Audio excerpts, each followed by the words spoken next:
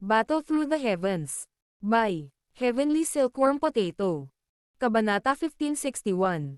Labanan. Ang mga tao sa loob ng parisukat ay kumakalat na parang umaagos na tubig. Kaagad, dahan-daang lumapit ang isang grupo ng mga figure na nakasuot ng robe ng Yao Clan. Ang kanilang mga titig ay naglalaman ng ilang pagtataka at pang-aalipusta habang nilalampaso nila ang katawan ni Yao Lao. May isang medyo makulimlim na matandang lalaki na parang talam ang labi sa pwesto ng pinuno. Ang taong ito ang taong namamahala sa pagtupad ng mga parusa sa loob ng angkan ng Yao. Nakilala siya ni Xiaoyan sa labas ng Demonic Flame Realm noon. Isa rin siyang elder ng Yao Clan, kung saan may matinding hinanakit si Yao Lao kay Yao Wanwei. Yao Chen. Hindi ba siya ang walang kwentang tao na natiwalag sa ating Yao Clan? Siya ay isang grupo ng mga lumang buto, ngunit hindi niya alam kung paano tahimik na maghintay para sa kanyang wakas. Siya ay dapat na pumunta sa aming Yao Clan upang mapahiya. Tama. Hahaha. Elder, sa status mo, ano ang dapat pag-usapan sa inabando ng taong ito? Naunawaan ng mga figure ng tao na nakakumpol sa paligid ni Yao Wanwei na talagang hindi niya gusto ang duo sa kanyang harapan pagkatapos marinig ang kanyang mga mapagkunwari na salita. Sunod-sunod na lumabas ang maraming nakaka-flatter at butlikang na boses. Ang posisyon ni Yao Wanwei sa loob ng angkan ng Yao ay napakataas. Kung ang isa ay makakakuha ng kanyang pagkilala, ang posisyon ng isa sa loob ng angkan ay tataas. Kaya naman, itong si Yao Wanwei ay hindi kailanman nagkukulang ng mga taong katabi niya. Natuwa si Yao Wanwei nang pinuri siya ng maraming tao. Kaya naman, saan man siya pumunta sa loob ng angkan, mayroong isang malaking grupo ng mga tao na sumusunod sa kanyang likuran, na nambobola sa kanya. Kahit na ang mga taong ito ay maaaring hindi man lang makilala ang mga taong kinukutya nila minsan, napakahusay nilang kilalanin ang ekspresyon ni Yao Wanwei. Hanggat siya ay nagpapakita ng hindi magiliw na ekspresyon, hindi sila magpapakita ng anumang awa sa pagpuna sa kabilang partido. Pagkatapos ng lahat, may manggahas ba talagang hawakan sila sa loob ng angkan ng Yao? Habang ang mga taong ito ay walang awa sa kanilang mga salita, ang mga mata na tinitingnan nila ang duo sa harap nila ay naging mas malupit din, na parang ang pagkilos na ito ay magbibigay daan sa kanila na makilala ni Yao Wanwei. Ang mga hindi mula sa angkan ng Yao na naroroon sa plaza ay tahimik na umiling. Ang mga sinaunang angkan na ito ay tinatakan ang kanilang mga sarili at karaniwang tinitingnan ang lahat ng nangyari sa loob ng Central Plains ng may paghamak. Gayunpaman, malinaw na alam ng mga mula sa Central Plains ang reputasyon at katayuan na kasalukuyang hawak ni Yao Chen sa loob ng Central Plains. Ang pinuno ng Sky Mansion Alliance. Ang Sky Mansion Alliance ay isang makapangyarihang paksayon na maaaring pilitin ang isang malakas na paksayon tulad ng Hall of Souls na umatras mula sa posisyon nito bilang Panginoon. Isa rin itong paksayon na walang duda ang kasalukuyang pinuno ng Central Plains. Bagamat makapangyarihan ang angkan ng Yao, naunawaan ng mga nakaaalam sa sitwasyon na kahit ang angkan ng Yao ay hindi nagtataglay ng kwalipikasyon na maliitin ang Sky Mansion Alliance. Bukod dito, walang makakalimutan ang pinakapambihirang aspeto na si Yao Chen, na napakatanda na, ay hindi niya mga tagumpay at hindi rin ang kasalukuyang Sky Mansion Alliance. Sa halip, ito ay ang kanyang alagad. Ang kanyang disipulo ay naging kampyon ng Peel Gathering ng Peel Tower ilang taon na ang nakalilipas, na gumawa ng pangalan para sa kanyang sarili sa Central Plains noong panahong iyon. Pagkatapos magtatag ng isang pangalan para sa kanyang sarili, patuloy siyang umasa sa kanyang sariling lakas upang sumanib sa Peel Tower, Flower Sect, at Burning Flame Valley upang itatag ang kasalukuyang Sky Mansion Alliance kasama ang malakas na lineup nito. Ang lakas nito ay maihahambing sa Panginoon ng Central Plains, ang Hall of Souls. Sa maraming kasunod na mga taon ng pakikipaglaban, ang alyansa ay naging mas malakas at naging isang malakas na pag-iral sa loob ng Central Plains.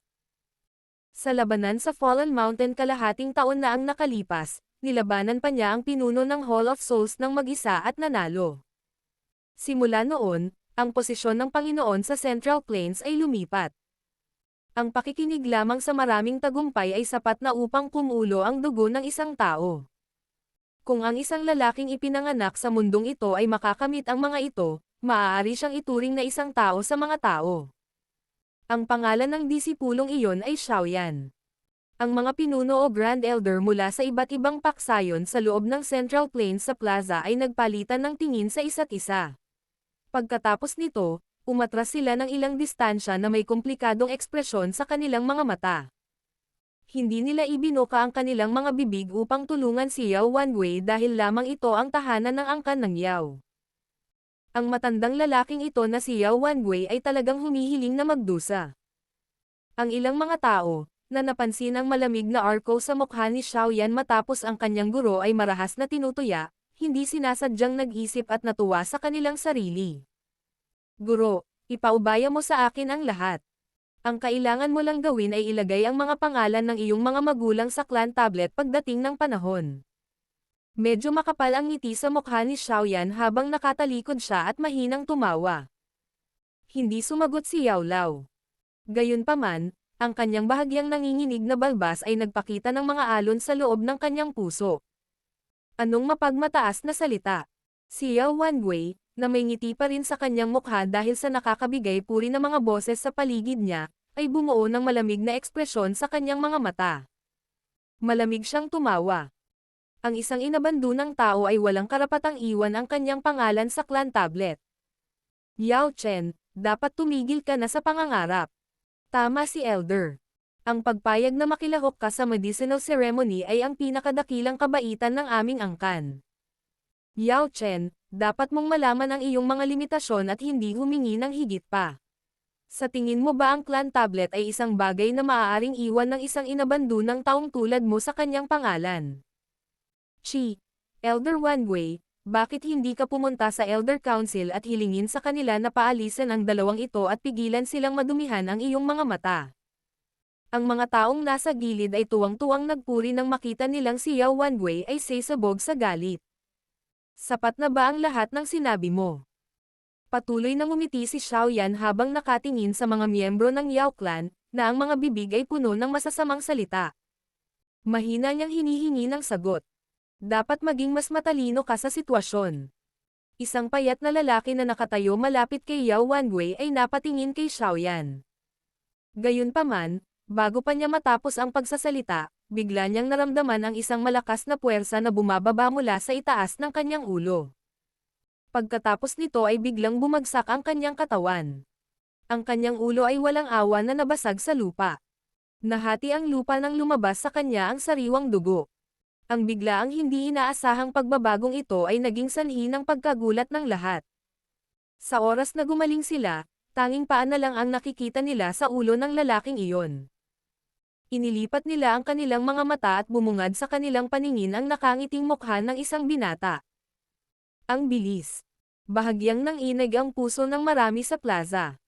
Hindi man lang nila nakitang umatake si Xiaoyan.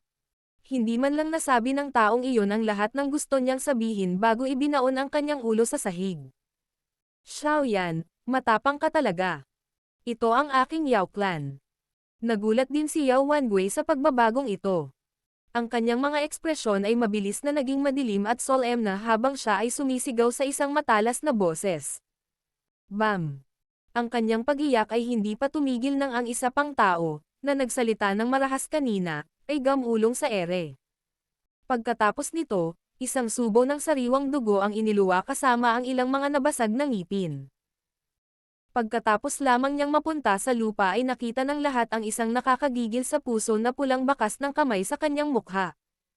Ang mga tao sa paligid ni Yao Wanwei sa wakas ay nagpakita ng gulat na mga ekspresyon sa kanilang mga mata nang makita ang miserableng kapalaran ng dalawang iyon.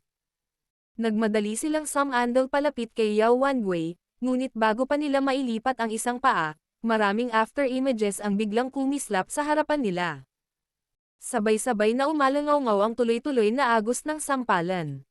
Hindi nagtagal, lumipad pabalik ang mga katawan ng lahat sa grupong iyon maliban kay Yao Wanwei. Ang sariwang dugo at ngipin na bumalot sa lupa ay naging dahilan ng paglunok ng laway ng isa. Sa isang kisap mata, napuno ng sariwang dugo ang lupa. Yaong mga individual na walang takot na nagpahiya kay Yao Lao kanina, ay pawang yamakap sa kanilang mga mukha at gamulong-gulong na parang mga patay na aso. Matalim na tili ang ibinubuga. Xiaoyan. Ang mukha ni Yao Wanwei ay naging malungkot. Namula rin ng tuluyan ang mga mata niya. Ang mga kilos ni Xiaoyan ay hindi lamang nagtuturo sa mga kabataang ito rin ay nagbibigay sa kanya ng isang sampal sa harap ng hindi mabilang na bilang ng mga tao. Ito ang unang pagkakataon na nakatagpo siya ng ganoong kahihiyan sa loob ng maraming taon. Mabuti, mayabang na munting bastos. Sa tingin mo ba ay kwalipikado kang hamanin ang aking Yao Clan dahil lang sa may tinatawag na Sky Mansion Alliance sa likod mo? Hindi ka pa man lang lumilitaw nang ang matanda na ito ang nangibabaw sa kontinente. Yao Wanwei ang galit na mababang dagandong ay umalangaw-ngaw sa ibabaw ng plaza. Mga bantay ng angkan ng Yao, hulihin ang mayabang na taong ito. Biglang itinuro ni Yao Wanwei si Xiaoyan at mahigpit na sumigaw. Naiintindihan. Ang ilang mga figure ng tao ay agad na lumitaw pagkatapos tumunog ang sigaw ni Yao Wanwei. Pinalibutan si Xiaoyan ng 12-dosenang figure na nakasuot ng black metal armor at may hawak na mahabang sibat. Isang mahinang sigaw ang tumunog at sabay silang umatake. Sumipol ang matalas na Daochi patungo sa mga nakamamatay na lugar sa paligid ng katawan ni Xiaoyan. Bang! Ang mga anino ng sibat ay kumikislap, ngunit bago sila makalapit kay Xiaoyan, isang nakakatakot na furry wave ang lumabas sa katawan ni Xiaoyan. Saan man kumalat ang alon, lumilipat ito sa ilalim ng mahabang sibat na sakop ng isang malakas na Daochi. Ang mga dosenang plus figure na iyon ay lumipad pabalik matapos makaranas ng malubhang suntok. Ang itim na baluti sa kanilang katawan ay naging abo, na nagsiwalat ng maraming gulat na mukha. Napakalakas ng aura. Talagang umasa ba ang taong ito sa sarili niyang lakas para talunin si Han Miesheng? Biglang nanliit ang mga mata ni Yao Wanwei matapos niyang makita ang nakakatakot na alon ng apoy na ito. Agad siyang nakaramdam ng hindi makapaniwala. Noong nakilala niya si Xiaoyan noon, naging 2-star daw Sheng pa lang si Xiaoyan. Paano naging posible para kay Xiaoyan na umunlad ng napakabilis sa loob ng ilang taon? Makikita ng matandang ito kung ano ang karapatan mong kumilos ng masama sa aking Yao Clan. Bagamat nakaramdam ng pagkagulat si Yao Wanwei sa kanyang puso, itinuring din siyang isa sa mga nangungunang eksperto sa loob ng angkan ng Yao. Galit na galit siya dahil sa mayayabang na aksyon ni Xiaoyan. Humakbang siya pasulong. Ang malakas na aura ng isang apat na bituin na si Dao Sheng ay sumabog ng walang pagpipigil. Ang mga nakapaligid na individual ay pinilit na bumalik ng ilang dosenang metro. Maging ang mga pinuno at grand elder ng ilan sa mga paksayon ay nagpakita ng matinding ekspresyon. Bagamat ang Yao Wanwei na ito ay may napakakaunting kagandahang loob, hindi na kailangang pagtalunan ang kanyang lakas. Sinulyapan ni Xiaoyan si Yao Wanwei, na nagpakawala ng kanyang lakas hanggang sa limitasyon. Hindi lang siya nagpakita ng solemna, dahan-dahan din siyang umiling. Itinaas niya ang kanyang paa at unti-unting naglakad patungo sa Yao Wanwei. Habang siya ay humakbang pasulong, isang aura na 10 beses na mas nakakatakot kaysa sa aura ni Yao Wanwei ang sumabog sa lahat ng direksyon. Naging dahilan upang agad na magbago ang ekspresyon ng marami. Noon, sinabi ko sa iyo na ang iyong buhay ay akin. Battle Through the Heavens. Kabanata 1562. Agresibo. 5-star Dao Sheng. Ang nakakatakot na aura na biglang tumawid sa parisukat ay mabilis na nagresulta sa gulat na mga ekspresyon na bumungad sa mga mata ng maraming eksperto. May bakas ng karagdagang takot at paggalang nang tumingin sila sa batang figure. Ang ganitong lakas ay maaaring ituring na isang peak existence kahit na sa isang sinaunang clan tulad ng Yao Clan. Si Xiaoyan mula sa Sky Mansion ay talagang umaayon sa kanyang reputasyon. Ang mga individual mula sa iba't ibang paksayon ay nagpapalitan ng tingin sa isa't isa. Kitang-kita nila sa mga mata ng isa't isa ang seryosong ekspresyon at bulalas. Hindi katakataka na ang Sky Mansion Alliance ay nagkaroon ng mas mahigpit na ugnayan sa mga taong ito.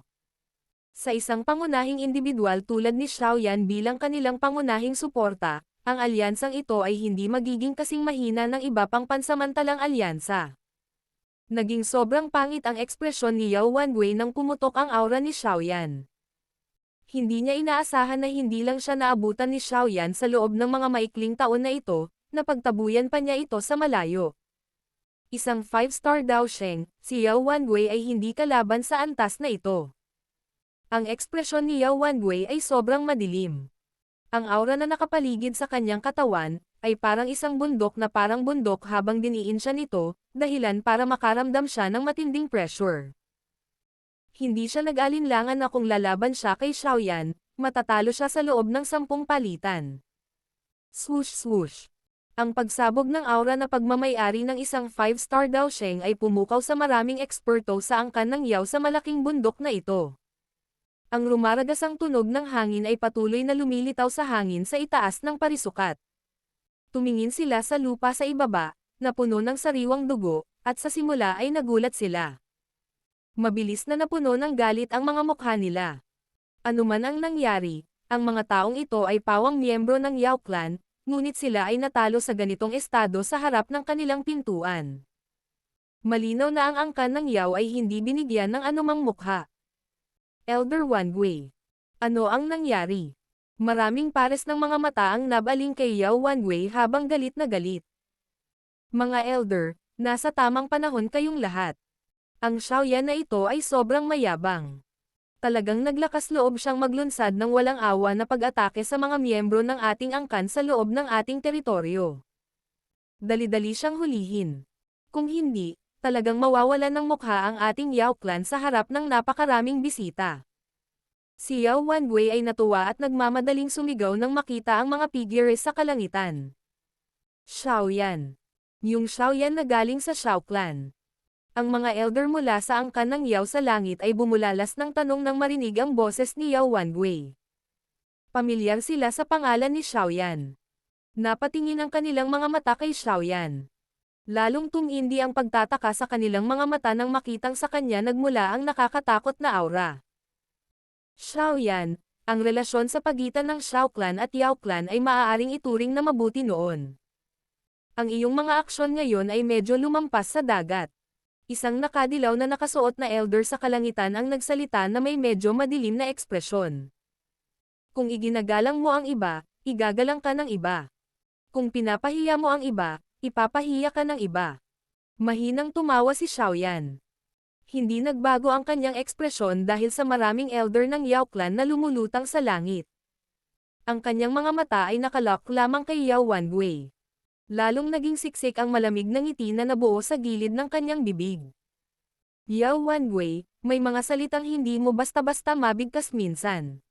Xiaoyan, ano ang pinaplano mong gawin? Naging malamig ang ekspresyon ni Yao Wangwei nang makita ang ngiti na ito. Mariin niyang sigaw. Sobrang talas din ng mga mata niya. Bagamat walang awa si Xiaoyan nang salakayin niya ang mga mula sa angkan kanina, tiniyak niyang may iwan silang buhay. Kaya naman, naisip ng kanyang puso na medyo natatakot si Xiaoyan sa angkan ng Yao. Ngayong napakaraming katulong ang lumitaw, natural na siyang naging kumpiyansa. Humingi ng tawad sa aking guro. Ngumisi si Xiaoyan at humingi ng tawad. Pinaikit ni Yao Wangwei ang kanyang mga mata habang nagpapakawala siya ng isang makapal na ngiti. Ang kanyang katayuan ay maraming beses na mas mataas kaysa sa katayuan ni Yao Chen. Paano niya nagawang humingi ng tawad sa harap ng maraming tao? Xiaoyan, maaaring may sisihin si Elder Wangwei sa bagay na ito, ngunit marami ka nang nasaktan na tao. Malamang na nailabas mo ang iyong galit. Bakit hindi bawat isa sa inyo ay umatras? Sumimangot ang isang elder ng Yao Clan. Malinaw na alam niya ang karakter ni Yao Wangwei. Ang paghingi sa kanya ng paumanhin ay isang napakahirap na kahilingan. Dahan-daang umiling si Xiaoyan.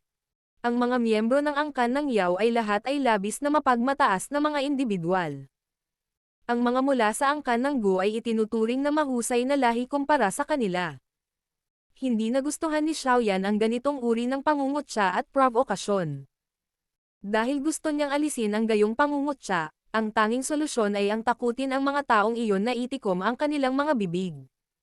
Magagamit lamang ng isang tao ang pinaka-brutal na pamamaraan kapag nakaharap sa gayong mga kahabag-habag na individual. Iyon ay upang bugbugin sila hanggang sa itikom nila ang kanilang mga bibig. Kung ayaw mo, wala akong pagpipilian kundi kumilos. Ang malambot na boses ni Xiaoyan ang naging dahilan ng pagbabago ng mga mukha ni Yao Wangwei at ng mga elder sa langit. Bago sila makapagsalita, ang katawan ni Xiaoyan ay naging isang sinag ng liwanag na bumaril patungo kay Yao Wanwei. Xiaoyan, itigil ang karahasan na ito. Ang maraming elder mula sa angkan ng Yao ay agad na sumigaw sa pagkakaisa nang marinig ang kanyang mga salita. Bago sila makapanghimasok, biglang bumaril ang pink na ilaw mula sa katawan ni Xiaoyan. Sa wakas, naging apoy na sanggol na lumutang sa langit. Napalaki ang bibig ng apoy na sanggol. Isang nakakatakot na kulay rosas na apoy ang kumalat. Ang puwersa ng paglipol na nasa loob nito ay naging dahilan upang ang mga elder na iyon ay umatras na may gulat na mga mukha. Walang nagkukulang ng napakaraming mga individual sa mga elder na ito. Mabilis na tumunog ang maraming tandang. Purifying the Monarch Lotus Flame. Habang ang mga elder sa langit ay hinaharangan ni Little Yi, ang anyo ni Xiaoyan ay lumitaw sa harap ni Yao Wanwei na parang multo. Pagkatapos nito, bumaril ang kanyang daliri kay Yao Wanwei. Xiaoyan, tumigil ka. Ang sigaw ng isang matandang figure ay biglang lumitaw sa paligid ng plaza habang si Xiaoyan ay umaatake kay Yao Wanwei. Nagulat ang lahat nang makita ang malaking kumpol ng mga ulap ng apoy mula sa tuktok ng bundok. Bahagyang nakikita ang isang matandang lalaking pula ang buhok habang siya ay sumugod. Si Elder Wanwo. Agad na umalangaw-ngaw ang mga alon ng padamdam sa paligid ng plaza nang makita ng lahat ang matanda na pulang buhok. Ito ay hindi inaasahan na maging ang taong ito ay nabalisa. Isang 6-star daw Sheng. Napakunot ang noo ni Xiaoyan nang lumitaw ang pulang buhok na matandang lalaki. Sinulyapan niya si Yao Wanwei sa harap, na ang mukha ay nagpakita ng ligaw na saya at isang madilim na kalupitan. Ang mga mata ni Xiaoyan ay muling naging malamig. Hindi hamina ang kanyang pag-atake. Isang malakas na hangin ang bumangon mula sa kanyang daliri habang ito ay walang awa na dumidiin patungo kay Yao Wanwei. Munting bastos, sa tingin mo ba ay natatakot sa iyo ang matandang ito?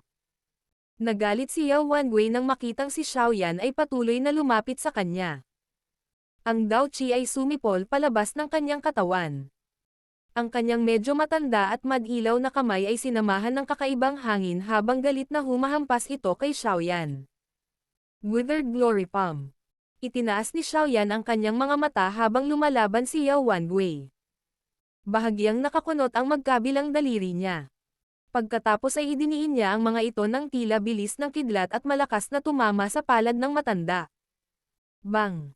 Ang matalim na hangin sa palad ni Yao Wanwei ay mabilis na natanggal sa pagkakadikit habang ang isang nakakatusok sa pusong sakit ay naililipat mula sa kanyang palad. Isang madugong butas ang nabuo habang ang nakakatakot na hangin ay nagpabalik-balik sa kanyang katawan.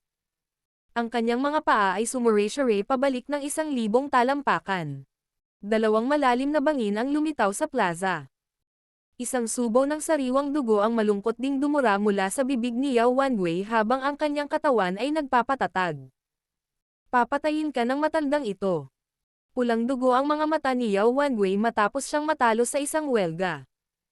Isang galit na galit ang tumunog. Agad na tumapak ang kanyang mga paa sa lupa nang lumitaw ang kanyang katawan sa harap ni Xiaoyan na parang kidlat na bilis.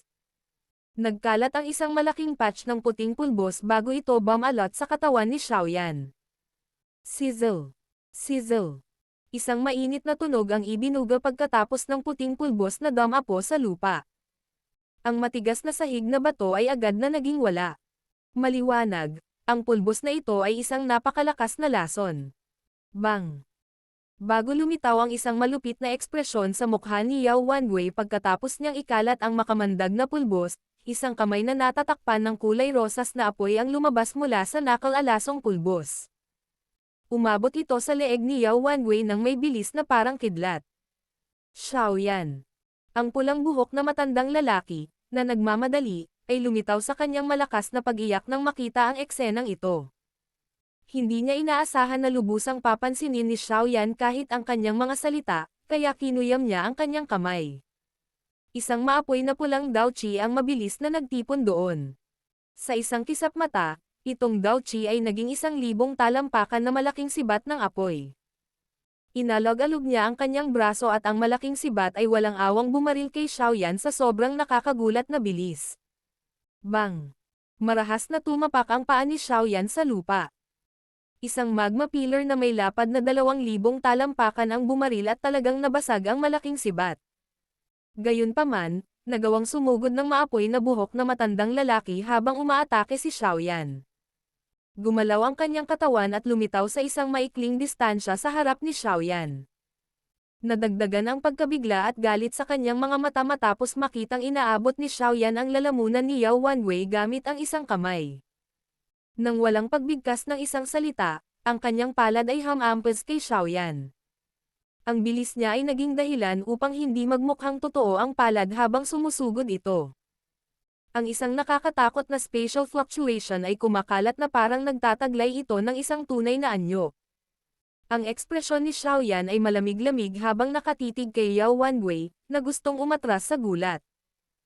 Sinulyapan niya ang mapupulang matanda sa gilid ng kanyang mga mata at nagpakawala ng malamig na singgol. Sa isang pitik ng kanyang daliri, isang itim na figure ang lumitaw sa kanyang tabi. Pagkatapos nito, ibinaba ng itim na figure ang magkabilang kamay nito at nabangga ang maapoy na buhok na matanda sa harap ng mga mata ng lahat. Klang! Ang pagbangga ng kanilang mga palad ay nagdulot ng hindi nakikitang hangin. Ang matigas na parisukat ay agad na natatakpan ng makapal na mga bitek. Nanginginig ang hangin at ang dalawang figure ay napaatras ng 2 hakbang. Habang nangyayari ang matinding banggaan sa likuran niya, nanlamig ang mga mata ni Xiaoyan habang patuloy siyang nakatitig kay Yao Wanwei. Ang kanyang kamay ay inabot pa ng kaunti at pumulupot sa lalamunan ni Yao Wanwei. Isang napakalaking puwersa ang lumundag, na naging sanhi ng pamumutla at takot sa ekspresyon ni Yao Wanwei.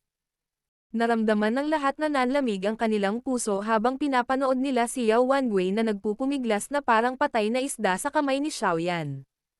Masyadong mabangis ang lalaking ito. Kahit na ang pinagsamang lakas ng napakaraming Yao Clan Elders ay hindi nakapagpabagal sa kanya. Battle Through the Heavens. Kabanata 1563. Elder Wanwu.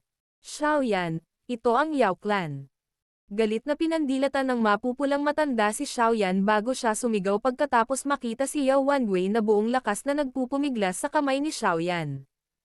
Itong elder, wala akong intensyon na manggulo sa panahon ng pananatili ko sa Yao Clan.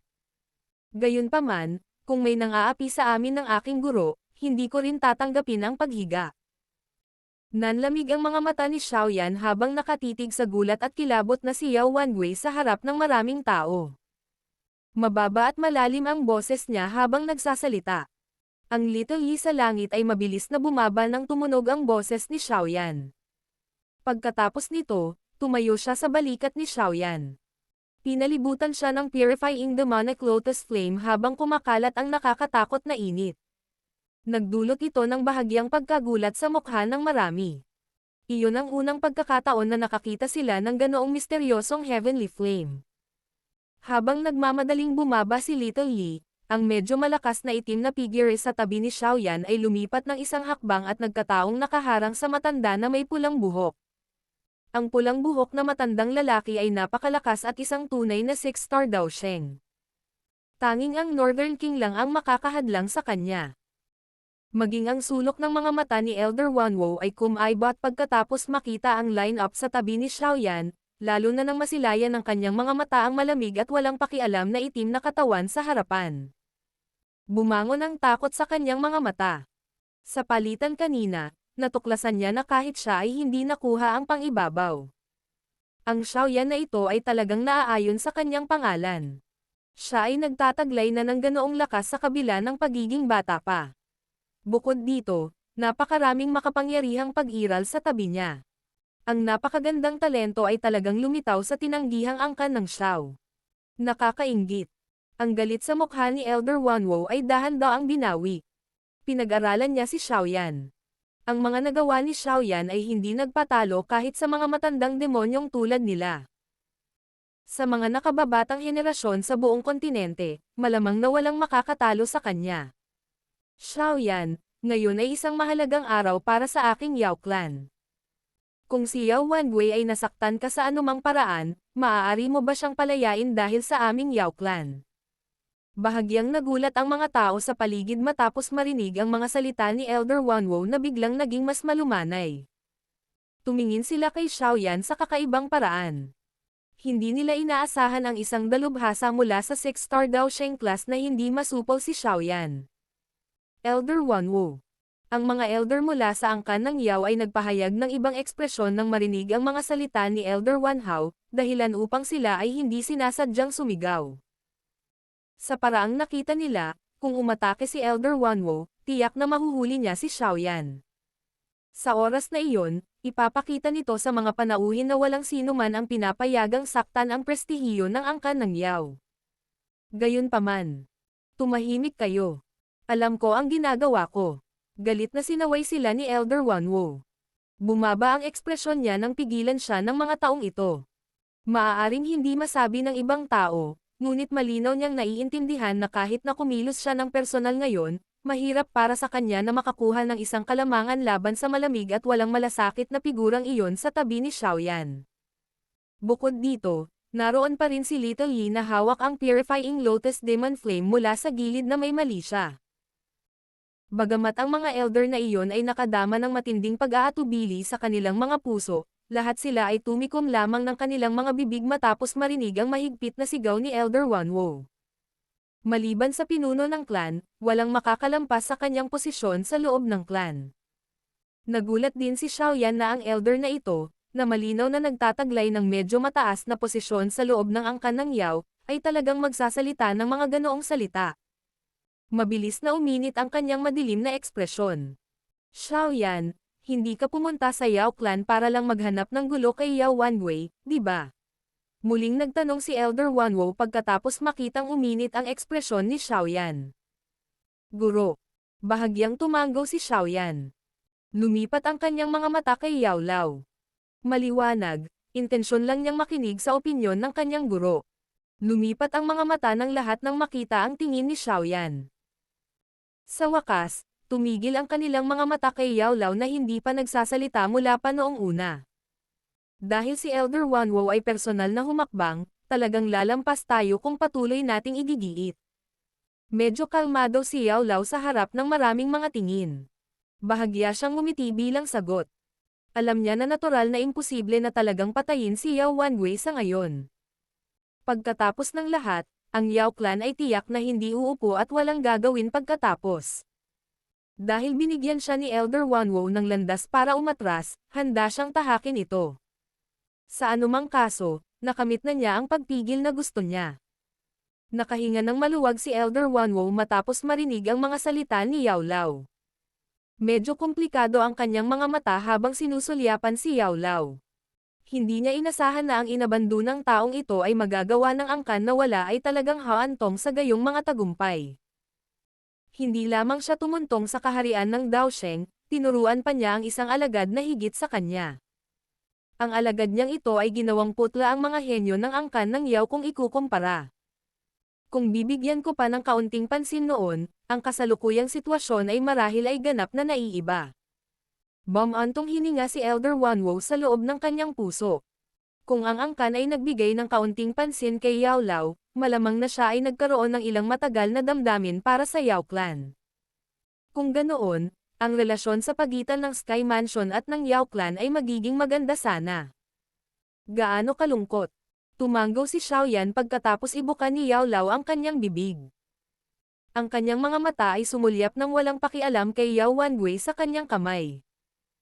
Pagkatapos nito, bigla niya itong inihagis patungo sa grupo ng mga elder.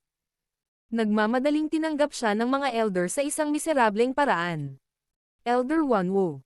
Kapwa kami ng aking guro ay kumakatawan sa buong Sky Mansion Alliance sa aming paglalakbay sa Yao clan. Ang aking guro ay ang pinuno ng alyansa. Ang kanyang katayuan ay hindi katulad ng iba. Kaya, umaasa ako na ang mga elder, na nag-iisip na ang kanilang katayuan ay mas mataas, ay kontrolin ang kanilang mga saloobin. Ang aking Sky Mansion Alliance ay maaaring naitatag lamang sa maikling panahon, ngunit hindi namin hahayaan ang sino man na basta-basta kaming punahin. Lumingon si Xiaoyan, tumingin kay Elder Wanwu, at nagsalita sa malalim na boses. Si Xiaoyan ay hindi nakadama ng kahit katiting na takot at paggalang sa harap nitong Yao clan elder. Sa mga tuntunin ng lakas, maaaring hindi matalo ng kabilang partido ang Northern King. Bukod dito, kung talagang sasabak sila sa buhay at kamatayang labanan, tiwala si Xiaoyan na kaya niyang kitilin ang buhay ng kabilang partido. Kaya naman, hindi masyadong magalang si Xiaoyan nang sabihin niya ang mga salitang ito. Ang lahat ay nasusukat sa mga tuntunin ng lakas. Malinaw na alam ni Elder Wanwo ang lakas ng magkabilang panig. Kaya naman, hindi siya mukhang nasaktan sa mga salita ni Xiaoyan. Sa mga tuntunin ng kabuuang lakas, ang Sky Mansion Alliance ay hindi mas mababa sa kanilang Yao Clan. Kung tatalakayin ang pinakamataas na antas ng lakas, ang alyansa, na nagtataglay ng ninuno ng Peel Tower, Xiao Chen, Xiaoyan, at ang Northern King, ay maihahambing sa angkan ng Yao. Sa kasalukuyan, mula sa pananaw lamang ng lakas sa pagitan ng magkabilang partido, wala ni isa ang mas malakas kaysa sa isa. Ito ay isang bagay na malinaw na nalalaman ng maraming elder, ngunit ayaw nilang aminin ito sa kanilang mga puso. Medyo mainitin ang ulo ni Elder Wanwei. May mga pagkakataon na hindi niya sinasadyang magsalita ng mga nakakasakit na salita. Ang matanda na ito ay sasawayin siya pagkatapos nito. Lahat ng dumating ngayon ay mga panauhin. Anuman ang pangkat ng inyong dalawa ay dumating sa ngalan, ang aming Yao Clan ay tretuhin kayo ayon sa paraan na dapat tretuhin ang mga bisita. Si Elder Wanwo ay malinaw na maraming beses na mas mahusay kaysa kay Yao Wanwei sa mga tuntunin ng kagandahang loob. Ang kanyang magalang na salita ay naging dahilan ng bahagyang pagtango ng marami. Ang ganitong paraan ng pagsasalita ay malinaw na angkop sa prestihiyo ng isang malaking angkan. Nagpakita si Yao Wanwei ng mapula-pula na ekspresyon, ngunit hindi siya nang ahas na magsabi ng kahit ano. Kung si Elder Wanwo ay hindi nagmamadali sa oras kanina, mapapahiya niya ang kanyang sarili sa publiko kung kaya niyang panatilihin ang kanyang buhay. Hindi siya pinansin ni Elder Wanwo. Ikinumpas niya ang kanyang manggas at lumabas ang mga sinag ng liwanag. Tumpak na bumaril ang mga ilaw sa bibig ng mga taong nagsalita ng masama at binugbog ni Xiaoyan. Pagkatapos nito, nag-utos siya sa mahinang boses. Dahil sa kawalang galang sa mga panauhin, lahat kayo ay ipinatapon mula sa bundok ng medisina sa loob ng 10 taon. Mga Iron Guards, dalhin ninyo sila. Ang isang pares ng mga figure ay sumugod pagkatapos ng kanyang mga salita ay tumunog. Pagkatapos nito, brutal na sinunggaban ng mga figure na ito ang mukhang maputlang mga individual at itinapon sila sa labas na parang mga patay na aso. Hahaha. Pinuno ng alyansa na si Yao, batang kaibigang si Xiaoyan, maaari ko bang malaman kung pareho kayong nasiyahan sa parusang ito? Sumulyap si Elder Wanwo sa pagitan ni na Xiaoyan at Yao Lao habang tumatawa siya sa mahinang boses. Hinahangaan ni Xiaoyan ang pagiging walang kinikilingan ni Elder Wanwo. Nagpakita rin si Xiaoyan ng ngiti sa kanyang mukha. Magalang niyang inilahad ang kanyang mga kamay kay Elder Wanwo. Paanong hindi niya maintindihan ang intensyon ni Elder Wanwo? Ang maliliit na fries na ito ay para sa kanya na random na ilabas ang kanyang galit, ngunit hindi magagawa ni Xiaoyan na ituloy ang mga pagkakasala ni Yao Wanwei. Pagkatapos ng lahat, pinarusahan na ng kabilang partido ang mga miyembro ng kanilang Yao Clan sa publiko. Medyo gabi na.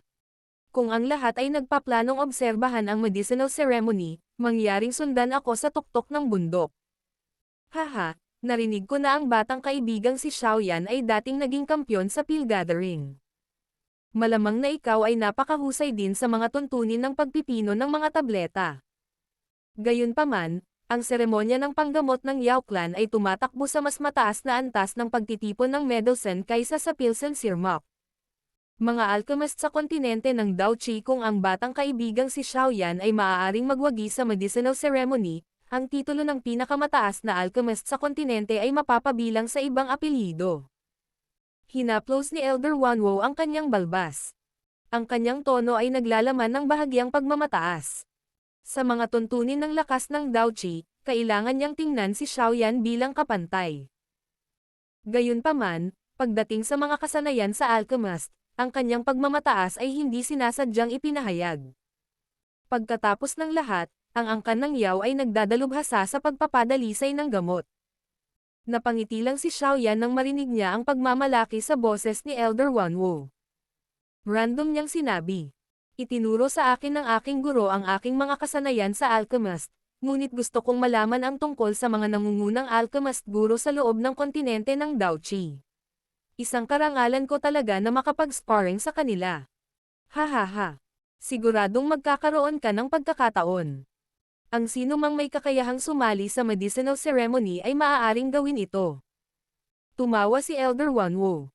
Pagkatapos noon ay hindi na siya nagsalita. Gumalaw ang kanyang katawan at sumugod sa langit. Pagkatapos nito, lumipad siya patungo sa bundok. Ang maraming elder mula sa angkan ng Yao ay sumunod sa likuran. Napakunot ng noo si Xiaoyan matapos makita ang likod ng mga elder ng Yao clan na iyon. Nagpaplano ba ang Yao clan na ibalik ang ilang mukha sa pamamagitan ng medicinal refinement? Iyon ay hindi mukhang simple. Guro, umalis na tayo. Tara at tingnan natin ang tinatawag na top alchemist gurus mula sa Daochi continent. Tumawa si Xiaoyan. Ibinaling niya ang kanyang ulo upang tingnan si Yao Lao, na ngumiti at tumango. Pagkatapos nito, sabay-sabay silang umangat sa hangin at sinundan ang mga elder ng Yao clan na iyon mula sa malayo habang lahat sila ay mabilis na nagmamadaling pumunta sa bundok. Battle Through the Heavens. Kabanata 1564. Han Huzi. Ang tuktok ng nakapagpapagaling na bundok ay natatakpan ng isang ulap. Kumalat ang kakaibang halimuyak na nakapagpapagaling, na nagdudulot ng hindi pagkabalisa ng puso ng isa, na para bang ang isa ay nasa isang banal na lugar. May mga kumpol ng mga sangkap na panggamot na nagtitipon na parang dagat sa tuktok ng Medicine Mountain. Mayroong isang walang katulad na malaking stadium na lumulutang sa hangin sa itaas ng panggamot na sangkap na dagat. May 4 na malalaking kalderong panggamot sa 4 na sulok ng plaza. Isang halimuyak ng tableta ang dahan-daang bumangon mula sa kanila habang may usok na pumasok sa ulap. Maraming tao ang nakatayo sa lumulutang na entablado na ito. Maraming masiglang pag-uusap ang ipinapalabas. Lahat ng mata nila ay nakatingin sa hilaga. Maraming upuan na bato ang maayos na nakaayos doon. Ang mga magagandang babaeng katulong ay lumiligid sa magkabilang gilid ng mga upuang bato na parang mga paro-paro. Pinuno ng maliksi na mga kamay na iyon ang lahat ng jade cups sa mga stone table. Swoosh swoosh.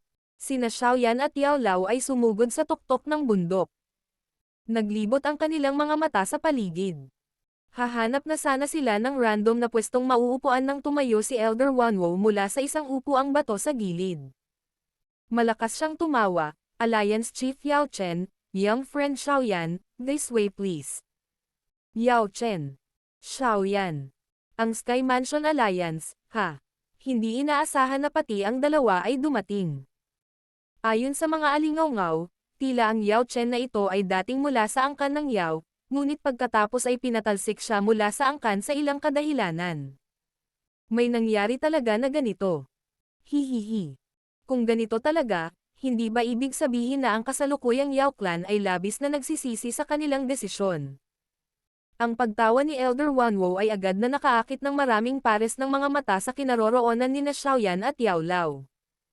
Ang kasalukuyang Sky Mansion Alliance ay lubos na kilala at lumalabas na parang bagong Panginoon ng Central Plains.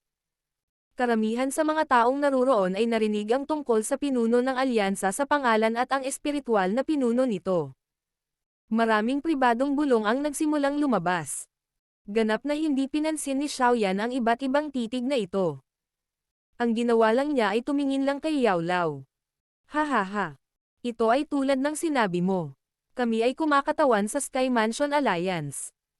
Kung hindi nila tayo bibigyan ng magandang posisyon, mababa ang tingin nila sa ating alyansa. Natawa si Yao Lao. Napangiti si Xiaoyan nang marinig ang kanyang paliwanag. Pagkatapos nito, ang kanilang mga katawan ay kumikislap at lumitaw sa isang maikling distansya mula kay Elder Wanwo. Nakahanap sila ng pwesto at umupo.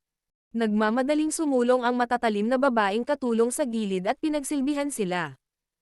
Ngumiti si Elder Wanwei sa kanilang dalawa pagkatapos nilang maupo. Yaong ibang mga elder sa tabi niya, medyo hindi natural ang pakiramdam. Ang mga matatandang ito ay pawang matataas na kinatawan ng angkan ng Yao. Kung si Yao Chen ay nagpatuloy sa pananatili sa angkan ng Yao, kailangan niyang batiin sila ng makita, ngunit ang kasalukuyang katotohanan ay nagpapahintulot sa kanila na maunawaan na malamang na sila ang kailangang bumati sa kanya. Ang pinuno ng Sky Mansion Alliance ay isang posisyon na maihahambing sa pinuno ng angkan ng Yao. Walang kawili-wiling makita sa pagsisimula ng medicinal ceremony. Ilan lamang sa mga kabataang kasama ng Yao clan ang nagpapakita ng kanilang husay. Ang pangunahing kaganapan ng medicinal ceremony ay pagkatapos noon. Tumingin si Yao Lao sa walang katulad na malaking entablado ng bato sa ibaba at mahinang tumawa. Agad niyang tiningnan si Xiaoyan at sinabing, "Kung maaari kang magwagi sa huling kompetisyon na iyon, ang posisyon ng nangungunang alchemist sa kontinente ay magiging sa iyo." Wala akong pakialam sa aking posisyon, ngunit ang Yao clan ay talagang napaka-arrogant. Pinaplano ko lamang na gamitin ang mga kasanayan sa alchemist na itinuro sa akin ng guro upang ipakita sa kanila na ang kanilang walang ingat at hanggal na mga aksyon noon ay naging sanhi ng pagkawala ng isang tunay na henyo sa Yao clan. Nakangiti si Xiaoyan habang tumugon. Ang kanyang mga kasanayan sa alchemist ay nalampasan na si Yao Lao, ngunit ang dahilan kung bakit niya nakamit ang gayong tagumpay ay dahil sa mga turo ni Yao Lao. Kung siya ay magtagumpay sa ganoong lugar, walang sino man sa loob ng angkan ng Yao ang mangangahas na pigilan si Yao Lao na iwan ang pangalan ng kanyang mga magulang sa tablet ng angkan.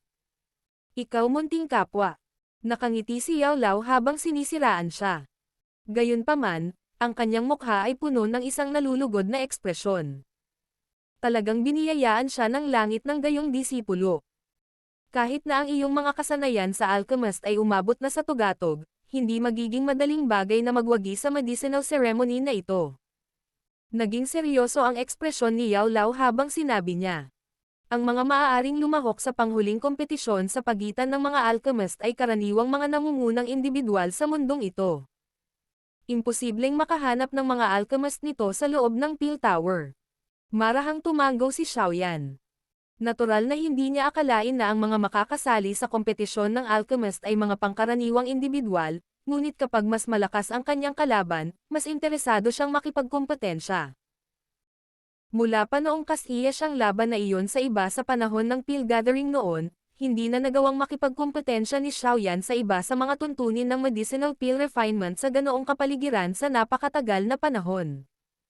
Bukod dito, ang mga kalaban sa pagkakataong ito ay maraming beses na mas malakas kaysa sa mga kalaban ng Peel Gathering.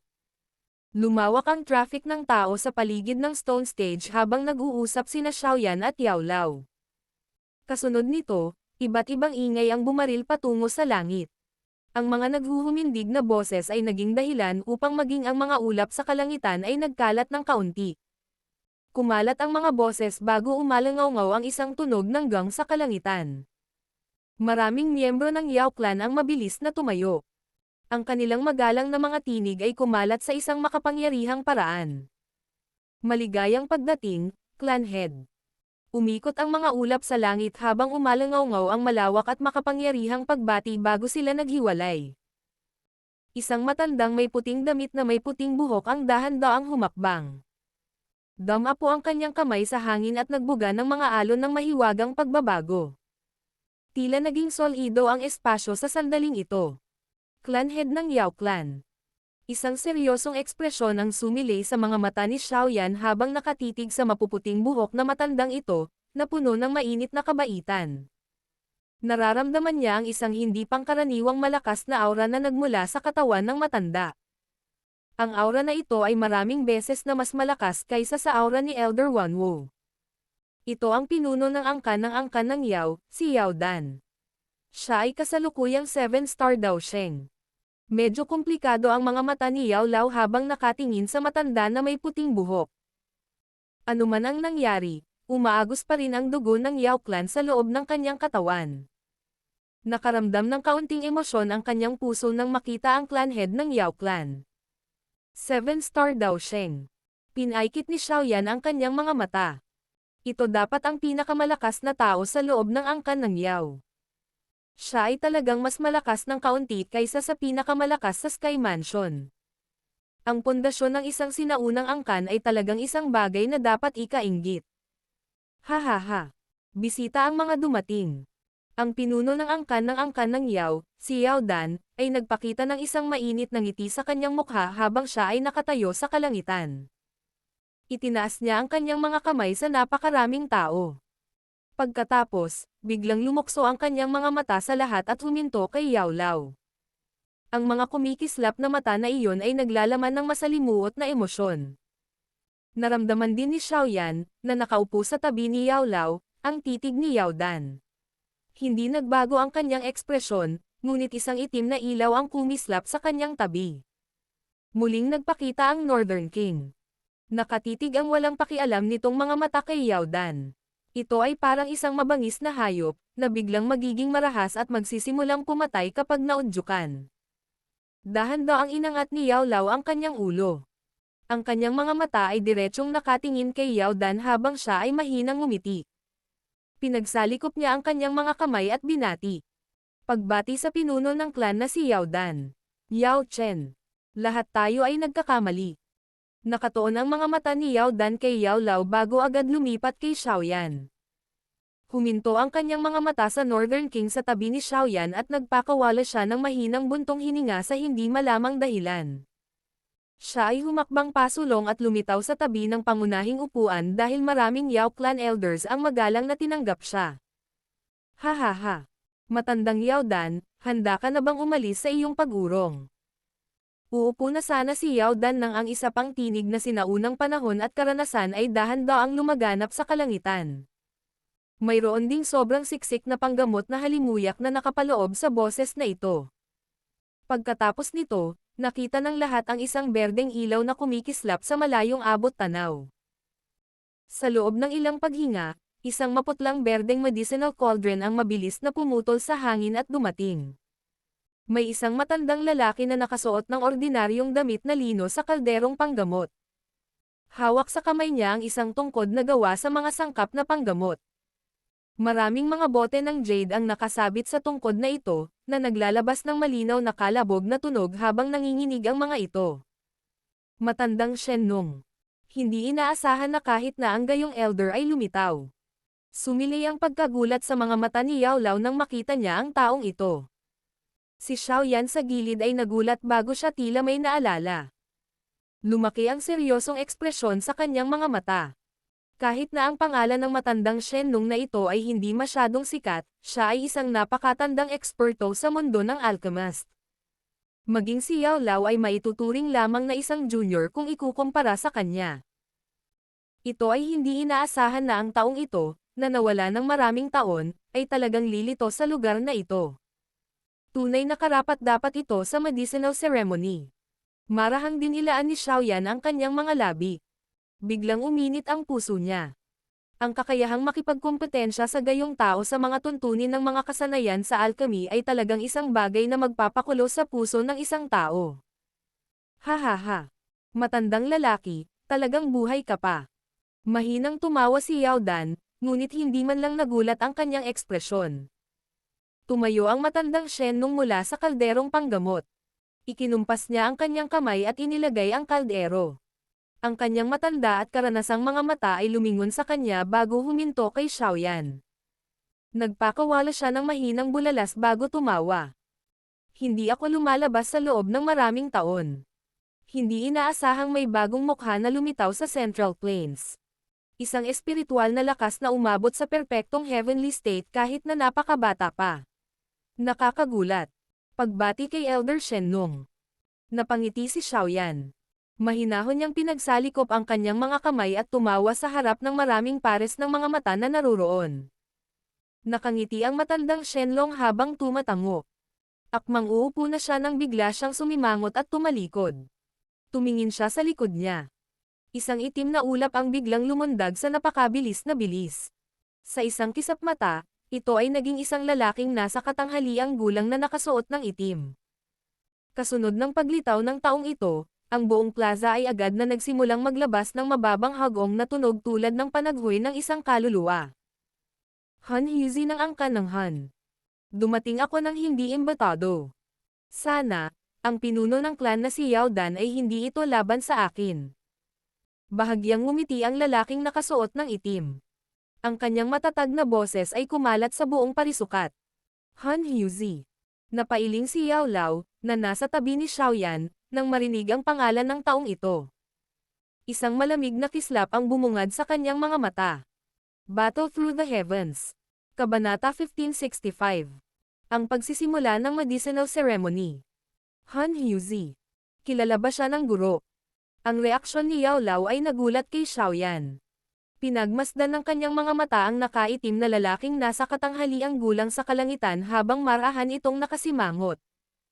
Ito ay isa pang tao mula sa angkan ng Han. Ang mga taong ito ay palaging lumilitaw sa isang misteryosong paraan. Naaalala mo pa ba ang insidente ng Small Tower noon? Ang taong mula sa angkan ng Han na nagtago sa loob ng Small Peel Tower, at sa huli, pinagtaksilan at sinugatan ang kanyang guro bago tuluyang nakatakas. Ang malalim na boses ni Yao Lao ay naglalaman ng walang katapusang puot. Ang taong iyon ay si Han Huzi. Nanginginig ang puso ni Xiaoyan habang siya ay bumulalas. Oo, dahan daw ang tumanggaw si Yao Lao. Pinagmamasdan ng kanyang mga mata si Han Huzi sa kalangitan habang nagpatuloy siya sa malamig na boses. Ang taong ito ay may napakataas na posisyon sa loob ng angkan ng Han.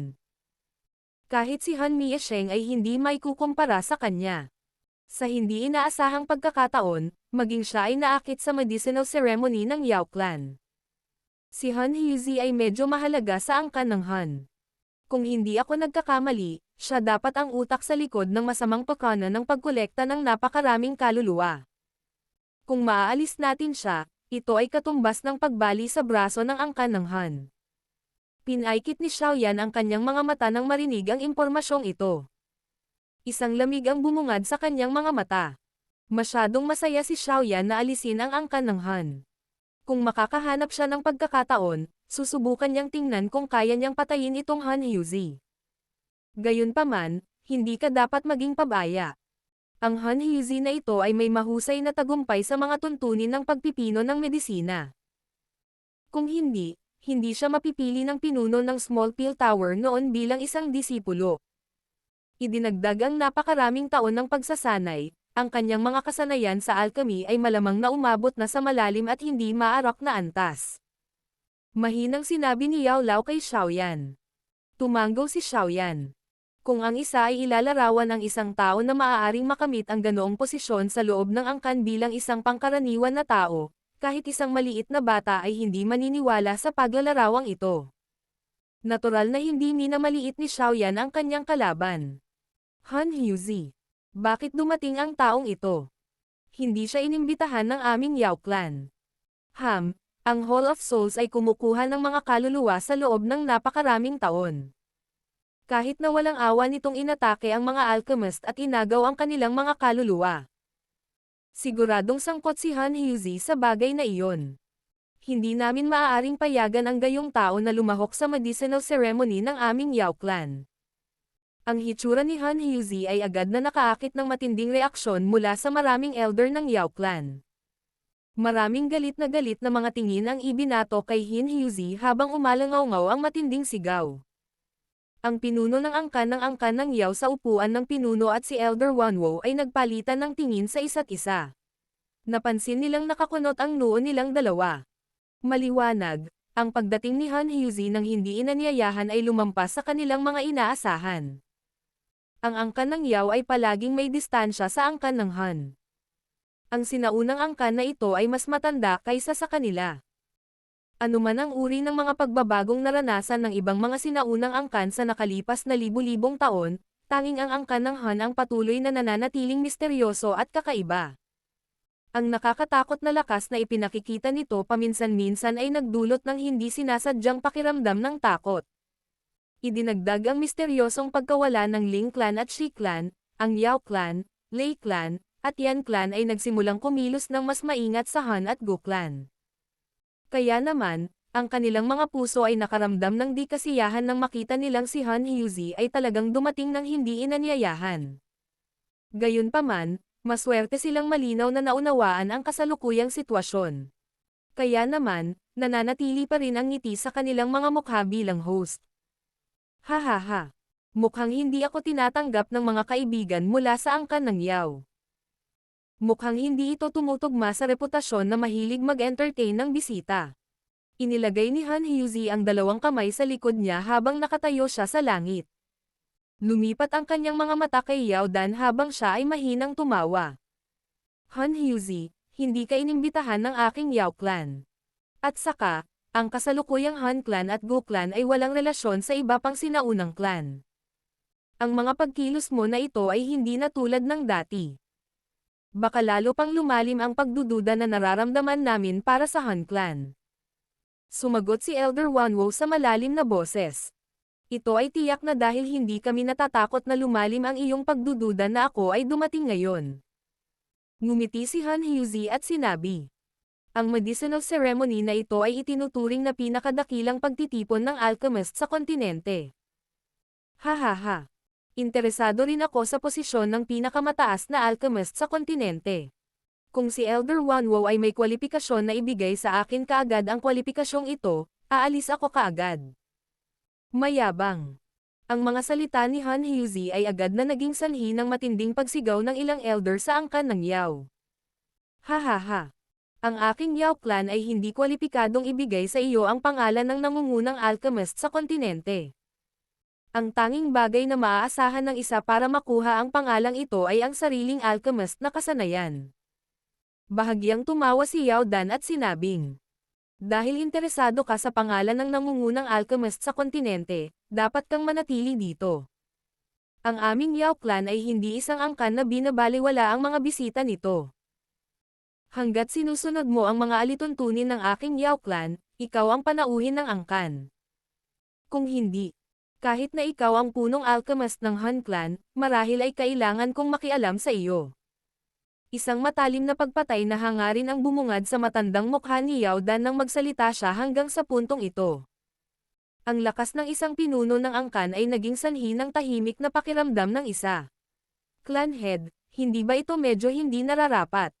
Nagulat ang mga nakapaligid na elder ng Yao clan nang marinig nila na papayagan ni Yao Dan itong si Han Hyuzi na manatili. Ang medicinal ceremony ay ang pinakadakilang aktibidad sa loob ng ating Yao clan. Hindi namin basta-basta mapapaalis ang ating panauhin sa harap ng napakaraming tao nang walang dahilan. Iyon ay haantong sa pag-iisip ng iba na ang ating Yao clan ay mapang-uyam. Bagamat dapat tayong mag-ingat laban sa Han clan, sa kasalukuyan ay maraming tao ang nagtitipon sa loob ng Yao realm na ito. Huwag mong sabihin sa akin na may maglalakas loob na subukan ang isang bagay na hindi nararapat. Ikinaway ni Yao Dan ang kanyang kamay at mahinahong sinabi. Ang matandang ito ay susubaybayan siya ng mabuti. Kung may mali, ang matanda na ito ay personal na aatake at papatayin siya. Nang marinig ang pagpupumilit ni Yao Dan, tumanggo lamang ang lahat bilang tugon. Ang pinuno ng clan na si Yao Dan ay talagang mapagbigay. Mahinang tumawa si Han Hyuzi. Napakunot ang gilid ng kanyang bibig habang mabilis na sumilay sa kanyang mga mata ang kakaibang ngiti. Gumalaw ang kanyang katawan at lumitaw siya sa isang upuang bato sa harap ng maraming pares ng mga mata. Ang posisyong ito ay nagkataon na may kalayuan sa Yao Lao at Xiaoyan. Yao Chen, tinanggap mo ang isang mabuting disipulo. Kahit na nanatili ako sa loob ng Han realm, ang pangalan ng iyong disipulo ay kilala pa rin. Lumipat ang mga mata ni Han Hyuzi sa isang upuang bato bago dumapo kay Yao Lao. Isang kakaibang ngiti ang sumilay sa gilid ng kanyang labi habang nagsasalita.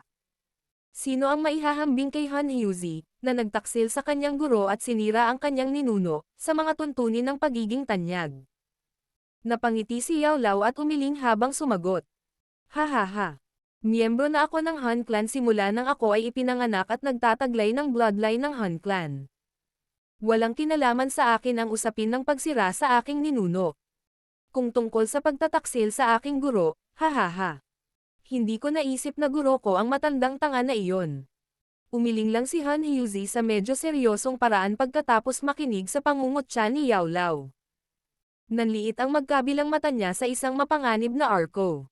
Casual niyang sinabi, Yao Chen, dapat talaga magpasalamat ka sa akin. Kung hindi mo ako napansin noon mula noong gusto kong magtrabaho ka sa aking angkan ng Han, matagal nang nawasak ang iyong kaluluwa. Paano ka magkakaroon ng oras para hintayin ang iyong disipulo na iligtas ka? Hahaha. Ngunit hindi na mahalaga. Dahil nakatakas ka na, ang kailangan lang naming gawin ay mahuli ka muli. Sa oras na iyon, sa wakas ay mauunawaan na ng kahit anong Sky Mansion Alliance kung gaano ito walang muwang. Naging madilim ang ekspresyon ni Yao Lao matapos marinig ang mga salitang ito. Hindi nagbago ang ekspresyon ni Xiaoyan sa gilid. Mahina siyang tumawa ngunit hindi nagsalita. Gamit ang isang random na wave ng kanyang manggas, ang Northern King sa tabi niya ay biglang bumaril pasulong. Lumitaw ito sa tabi ni Han Hyuzi sa isang iglap. Isang matalim na sipa ang walang awang hamampes kay Han Hyuzi na parang isang malaking matalas na talam. Ang pag-atake, na biglang dumating, ay bumulaga kahit kay Han Hyuzi sa isang iglap. Hindi niya inaasahan na magiging ganito kalupit si Xiaoyan. Si Xiaoyan ay hindi nagbitaw ng kahit isang salita bago lamang umatake, ngunit si Han Hyuzi ay hindi isang ordinaryong tao. Agad siyang nagpakawala ng malamig na ungol. Ang puwang sa paligid niya ay naging distorted habang ang kanyang figure ay kakaibang nawala. Sa susunod na pagpapakita niya, siya ay nasa isang upuang bato sa di kalayuan. Bang! Nabasag ng sipa ng Northern King ang batong lamesa at upuan sa alikabok. Pagkatapos nito, tumigil ito sa paggalaw. Ang mga mata nito ay walang pakialam habang sinulyapan si Han Hyuzi bago bumalik sa gilid ni Xiaoyan at nakatayo na parang estatwa. Hawak ni Xiaoyan ang isang jade cup sa kanyang kamay habang ang isang magandang babaeng katulong ay masunuring lumakad pasulong upang punuin ito ng isang mabangong medicinal wine na gawa ng Yao clan. Marahan siyang humigop at biglang tumawa. Ang mga malalamig na individual na nagtaksil sa kanilang mga guro ay dapat lumayo sa akin. Hahaha. Ang galing ni Xiaoyan. Isang ngiti ang sumilay sa mukha ni Hu Hyuzi habang siya ay nakaupo sa batong upuan sa di kalayuan. Ang kanyang ngiti ay siksik at nakakapang-inis. Ang isang nakakatakot na pagbabago-bago ng enerhiya ay dahan-daang kumalat mula sa kanyang katawan habang nakatitig siya kay Xiaoyan, na naging sanhi ng pagbabago sa mga ekspresyon ng maraming elder mula sa angkan ng Yao.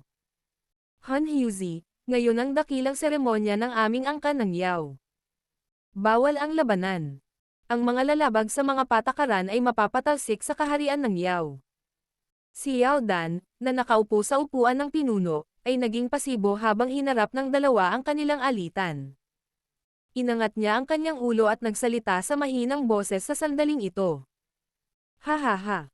Dahil ibinoka ng pinuno ng klan na si Yao Dan ang kanyang bibig, natural akong makikinig. Lalong tumigas ang ngiti sa makapal na mukha ni Han Hyuzi nang marinig niya ang utos na ito bago ito agad lumaki. Gayunpaman, ang malamig na ningning sa kanyang mga mata ay naging mas siksik. Pinili ng matandang ito na huwag magsalita nang umatake si Xiaoyan. Sa halip ay pinili niyang humakbang pasulong at ipakita ang kanyang walang kinikilingan ng gumanti si Han Hyuzi. Ito ay malinaw na kinikiling laban sa kanya sa harap ng napakaraming tao. Napakahusay na angkan ng Yao. Malamig na tumawa si Han Hyuzi sa kanyang puso. Naging estranghero rin ang ekspresyon ng mga mata niya. Hindi pinansin ni Yao Dan ang ekspresyon ni Han Hyuzi. Dahan-dahang lumibot ang mga mata nito sa paligid. Huminto ang kanyang mga mata habang nilalampaso nila si Xiaoyan. Pagkatapos ay dahan-daang kumalat ang isang walang malasakit na boses. Parang kulog lang habang umaalingaw-ngaw sa tuktok ng bundok. Panahon na. Magsimula na ang medicinal ceremony.